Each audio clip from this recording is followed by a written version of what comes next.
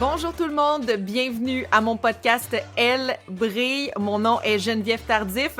Ça fait longtemps que je voulais parler à cette jeune étoile montante du tennis et aujourd'hui, c'est le jour. Elle s'appelle Leylah Annie Fernandez, c'est la jeune Québécoise de 18 ans qui est au 87e rang mondial et qui a de gros objectifs pour 2021 et c'est avec l'aide de sa famille qu'elle compte y arriver. Salut Leylah!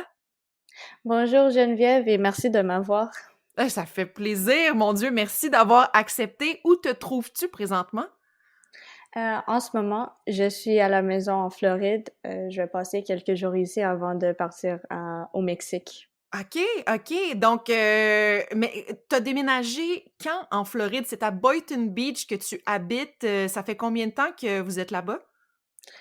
Ça fait environ 2 ans ici à Boynton Beach, mais j'ai passé comme 6 mois à West Palm Beach, quelques minutes nord de Boynton Beach. OK. Puis pourquoi vous avez décidé de déménager en Floride? Bon, je pense que la raison la plus importante, c'est d'être plus proche à maman. OK. Ma mère, elle a déménagé en Californie quelques années avant nous. La Floride était une partie des États-Unis où on peut s'entraîner dehors et aussi être un peu plus proche à la mer. Puis ça c'était une grande décision. Ben oui, la Floride, c'est comme un peu la capitale du tennis, non? On dirait que là-bas, Exactement. tout le monde va jouer au tennis. Oui, exactement. Est-ce que tu t'es entraîné même avec des joueuses ou des joueurs connus qui habitent en Floride? Oui, quelques fois, j'ai pu m'entraîner avec Sonia Kenin, Lauren Davis, OK. euh, Vika Zarenka. Alors, j'ai eu des bonnes opportunités ici en Floride et il y a des très bonnes joueuses. Ben, je comprends, puis c'est quand même une belle opportunité de jouer avec ces joueuses-là. Hem, Oui. s'il y a quelque chose qui m'a frappée chez toi quand j'ai fait des recherches, c'est combien tu es une fille de famille. C'est vraiment important la famille pour toi. Oui, bien sûr, c'est très important, mais je pense, nous, en famille, la famille, c'est très important pour nous. On essaie de rester en contact avec nos grands-parents, avec nos cousins, cousines, puis on veut savoir tout.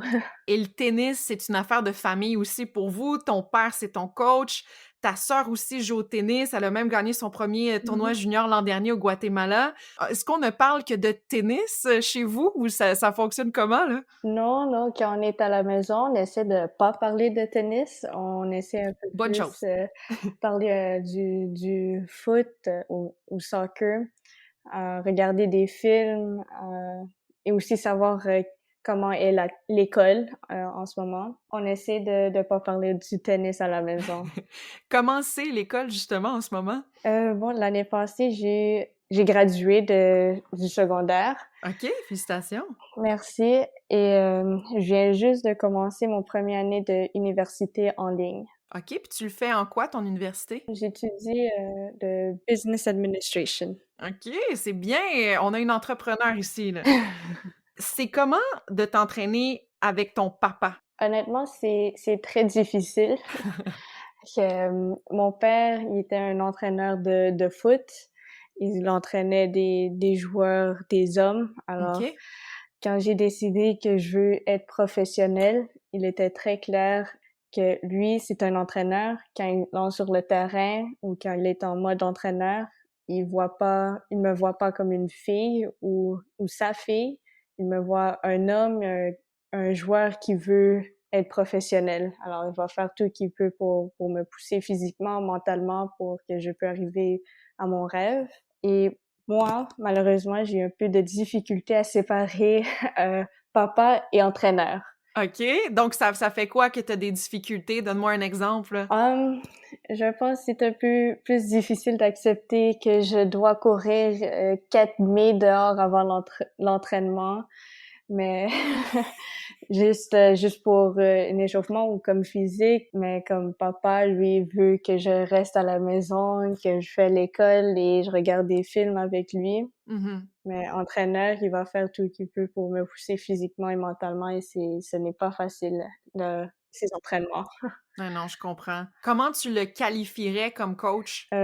Lui, il est un des meilleurs coachs que j'ai eu. OK, OK. Et si on t'offre d'avoir un autre coach que ton père, est-ce que tu pourrais accepter? Est-ce que tu te vois sans ton père ou jamais sans ton père? Je pense jamais sans mon père. Ça va être très difficile d'accepter un autre coach et pas mon père, mais en ce moment, j'ai un autre entraîneur ici en Floride quand mon père il voyage avec ma sœur. Mhm. Alors, au moins, on travaille tous ensemble, on se communique. Lui est toujours là et je sais que c'est lui mon entraîneur principal. Mais je pense pas dans le futur que je peux seulement rester avec un entraîneur. Je pense que j'ai besoin de mon père à côté de moi. Mais non, mais c'est normal. Puis, on a vu plusieurs autres joueuses de tennis que leur père était leur coach, comme les sœurs Williams, par exemple, et ça a fonctionné. Pourquoi pas? Oui. Non, tu sais, alors, tes parents ont fait plusieurs gros sacrifices pour toi. J'ai lu que ton père a même vendu sa voiture pour que tu participes à des tournois. Comment cet amour-là de tes parents là, t'aide dans ton tennis? Ça m'encourage beaucoup. Mes parents ne cachent pas leurs sacrifices pour que moi, je peux prendre toutes les opportunités possibles dans les tournois. Alors, une fois, je me rappelle, il a vendu son auto pour que moi, je peux Mhm. voyager en Israël. Malheureusement, j'ai pas très bien joué dans ces tournois, mais j'ai appris beaucoup. Alors, l'année d'après, j'ai gagné ces tournois, j'ai pu avancer dans mon classement et j'ai pu jouer les grands chelems juniors. Alors, ces sacrifices me donnent plus de motivation à améliorer, à apprendre et de ne pas laisser ces opportunités entre mes doigts. Absolument, tu sais, tu tellement chanceuse d'avoir une famille qui t'aide comme ça, puis qui, Oui, bien tu sûr. sais, ils veulent ton bien, là, tu sais, dans ta carrière, c'est vraiment impressionnant, tu sais. Puis ta sœur Bianca, est-ce qu'elle rêve aussi d'être joueuse de tennis professionnelle?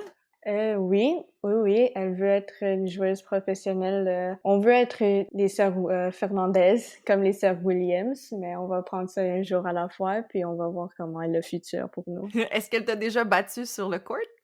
Dans les entraînements, oui, elle m'a battue quelques fois et honnêtement, je suis pas contente. C'est bon ça, vous êtes compétitive entre sœurs. Oui, c'est ça, on est très compétitive et même en famille, on est très compétitive. C'est parfait. Vous avez même joué en double ensemble en Égypte et vous êtes rendus jusqu'en finale? Oui, oui, oui, je pense que c'est la première fois depuis longtemps qu'on a joué en double ensemble et on était contentes, on a eu du fun sur le court, puis je pense elle a appris beaucoup et moi j'ai appris beaucoup de ma sœur aussi. Alors j'espère dans le futur on va avoir plus d'opportunités. Ta sœur, elle a quel âge? Toi, tu as 18 ans et ta sœur a... Elle vient juste d'avoir 17 ans hier. OK, donc vous êtes très, très proches aussi, là, tu sais, en Oui. âge, là. À quel âge as-tu réalisé que tu allais être ou que tu voulais être joueuse de tennis professionnelle? Honnêtement, je me rappelle pas exactement, mais je pense que quand j'avais 10 ans, 10, 11 ans, je voulais être professionnelle.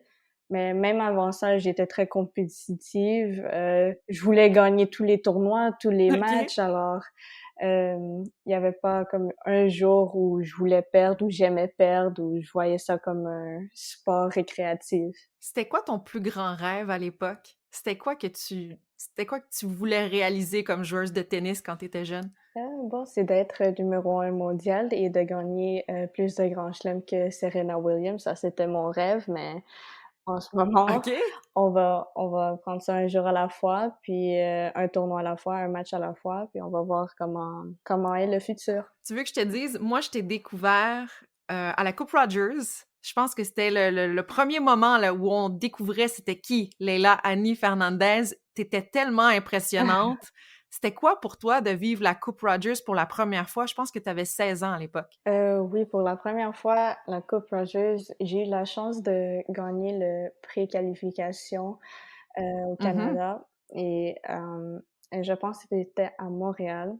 Et Ouais. mon premier match de qualification, euh, j'ai joué un très bon match et je me rappelle que la foule, elle était là et ils m'ont encouragé tous les points. Ça m'a donné plus d'énergie et même ma deuxième ronde de qualification que j'ai perdu, c'était juste un moment de rêve pour moi. Vraiment, vraiment. C'était quoi ton plus beau moment en carrière jusqu'à présent? Je dirais la Coupe Rogers, la première fois que j'ai joué Ah oui. et aussi à Acapulco, la demi-finale, quand j'ai joué contre, la Mexicaine et la foule était bon, le stade était rempli de personnes. Ça a été quoi ton moment le plus difficile dans ta carrière jusqu'à présent? Quand j'étais jeune et je n'étais pas acceptée dans l'équipe de Tennis Québec. OK. Comme j'ai dit, je suis très compétitive et en ce moment-là, j'ai pas très bien joué dans les tests physiques. J'étais pas assez vite, forte, mais mon père était là. Il m'a encouragée. Il m'a dit que c'est lui qui va m'aider à retourner dans l'équipe et c'est lui qui va m'aider à gagner les matchs, les tournois. Il a promis ça pour moi. Il m'a entraîné tous les jours, tous les soirs. L'année d'après, ils m'ont accepté dans l'équipe de Tennis Québec. Bon, voilà, voilà. Puis je voulais te parler aussi d'un autre moment. Tu sais, l'année dernière, tu étais vraiment la joueuse de tennis du moment. T'as grimpé au classement. T'as eu une invitation pour Indian Wells et là, la COVID est arrivée et tu pouvais pas aller à Indian Wells parce que tout a été annulé. Est-ce que c'était un moment aussi difficile pour toi, la COVID, ou comment t'as vécu ça? Euh, Oui, c'était difficile. Je pense que c'est plus difficile à planifier les entraînements, comment pousser le corps, est-ce que je pousse ça plus fort ou moins fort? Alors Mhm. ça, c'était un peu plus difficile, mais pendant la COVID, j'ai pu passer plus de temps avec ma petite sœur, avec ma mère. Je voyageais un peu trop, alors j'ai manqué les fêtes. J'ai manqué les fêtes Ouais. de mes parents il y a quelques années, la fête de ma petite sœur. Alors cette année, on a pu célébrer tous ensemble et juste passer du temps. Mm. C'est quoi ta plus grande force selon toi? Hmm, je dirais ma combativité. Que, Ah ah. même si je perds 6-0, 3-0, je sais qu'il y a toujours une opportunité de gagner le match. Alors, c'est jamais Tu fini. me fais penser un peu à Bianca Andreescu. Elle aussi, elle est comme ça, non? Est-ce qu'on te Oui. le dit des fois? Quelquefois, oui, mais c'est une belle compliment. Mais disons, oui. Comment t'as réagi quand elle a gagné l'US Open? C'était quoi pour toi, une Canadienne qui gagne le US Open? Bon, j'étais très contente pour elle. Je sais qu'elle a travaillé très fort. Elle a passé des moments très difficiles dans sa carrière aussi avec les blessures Mm. et elle a juste travaillé plus fort. Elle a jamais arrêté de jouer. Elle a gagné le Grand Chelem. Alors, je suis très contente pour elle. Ouais, puis ça veut juste dire que pour les Canadiennes, c'est possible, puis peut-être ça sera toi la prochaine. Oui, bien sûr. J'espère que c'est moi la prochaine. Quels sont tes objectifs pour cette année? Oh, wow. Bon, l'objectif plus important, c'est de rester physiquement, mentalement, émotionnellement en santé. Mhm. Je veux commencer l'année de 2022 en bonne forme et sans blessure ou finir l'année sans blessure aussi. Mais bien sûr, avec les résultats, j'aimerais bien finir top 10 WTA cette année. Il y a les Jeux olympiques de Tokyo qui s'en viennent. Est-ce que c'est peut-être quelque chose qui te fait rêver d'aller aux Jeux? Oui, oui, oui. Je me rappelle pendant un championnat canadien, je regardais les Jeux olympiques sur la télévision, puis Monica Puig a gagné ces Jeux, puis je pense que ça m'a motivé encore plus et c'est un de mes rêves de pouvoir participer et peut-être gagner une médaille. Je l'espère. Médaille d'or, c'est mieux, mais Je pense que est-ce que tu vas la cacher en dessous de ton lit comme tes autres trophées ou tu vas peut-être l'accrocher si tu as une médaille? je pense que je vais l'accrocher, cette médaille. Et qu'est-ce qui s'en vient pour toi? Je pense que tu m'as dit que tu partais pour le Mexique? Oui, je OK. vais jouer 2 tournois au Mexique et après le Miami Open, on va voir si je vais pouvoir jouer le tournoi de Charleston ici aux États-Unis. OK. Et bien sûr, on va jouer le Billie Jean King Cup. Oui! J'aimerais bien représenter le Canada dans ce tournoi-là. Mon Dieu, tu vas bouger beaucoup. Hey, bonne chance, Merci. Leila, pour tout ce qui s'en vient pour toi pour 2021. Et j'ai une amie qui t'aime beaucoup, veut te souhaiter quelques mots d'encouragement en espagnol. Alors, buena suerte y éxitos. Ah, muchas gracias. Y tengan un buen día. Nos vemos. Bon, va falloir que je lui demande pour traduire le tout, mais bonne chance pour tout. On t'aime beaucoup, puis on a très hâte de t'encourager à la télé. Merci beaucoup et merci de m'avoir. À bientôt. Bye bye. Bye. Merci beaucoup d'avoir écouté cette entrevue avec Leila Annie Fernandez. Et d'ailleurs, elle vient de remporter son premier titre WTA à l'âge de 18 ans seulement à Monterrey, au Mexique. Félicitations à elle. On est vraiment très, très contente. Et pour ceux qui se posaient la question, qu'est-ce qu'elle m'a dit en espagnol à la fin? C'était merci, passe une belle journée et à la prochaine. Et j'espère que ce sera à la prochaine et j'espère lui reparler très bientôt. Je suis très contente pour elle. Elle veut être dans le top 10 cette année. Ben, en tout cas, elle commence du bon pied. La semaine prochaine, on parle à une grande dame du sport. Je la connaissais à l'époque avec les Alouettes et les Cheerleaders. Maintenant, elle travaille dans le basketball à Montréal. J'ai nommé Annie Larouche. Bye tout le monde!